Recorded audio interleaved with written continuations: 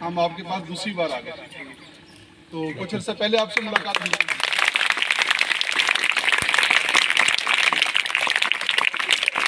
तो हमने सोचा कि आपसे जो है बार बार मिलते रहना चाहिए।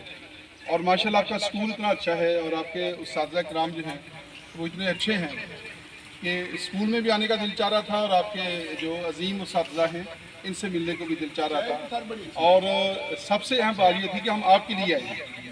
तो आप माशाल्लाह बहुत अच्छे हैं। उस दिन हमने बच्चों से थोड़ी गपशप भी की, उनसे सवालात पूछे, कुछ चीज़ों के ऊपर जो है बात भी हुई।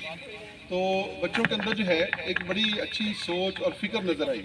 यानी हर बच्चे के पास जो है एक सोच है, फिक्र है, कोई ना कोई आइडिया है। तो अमूमन हम जब बच्चों से पूछते हैं तो वो आगे से चुप कर जाते हैं, कोई जवाब नहीं देते।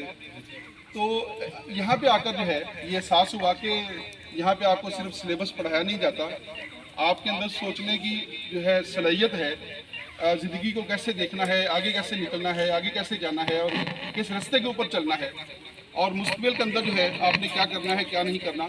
तो आपके उस्ताद कराम जो है ये अहम काम भी जो है साथ साथ जो है वो सर अंजाम दे रखे हैं। तो डियर स्टूडेंट्स, ये जो हमारा जो प्रोग्राम होता है इसमें एक छोटा सा एक सेगमेंट होता है जिसमें हम क्विज़ करते हैं।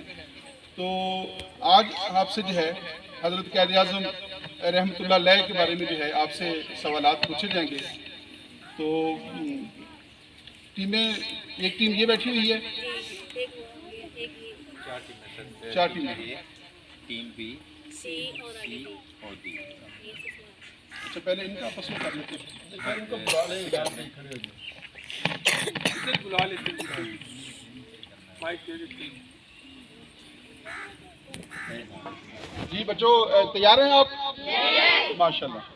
तो इस तरह होगा कि पहले हम टीम ए से एक सवाल पूछेंगे और उसके बाद जो है दूसरा क्वेश्चन जो है वो टीम बी से पूछेंगे।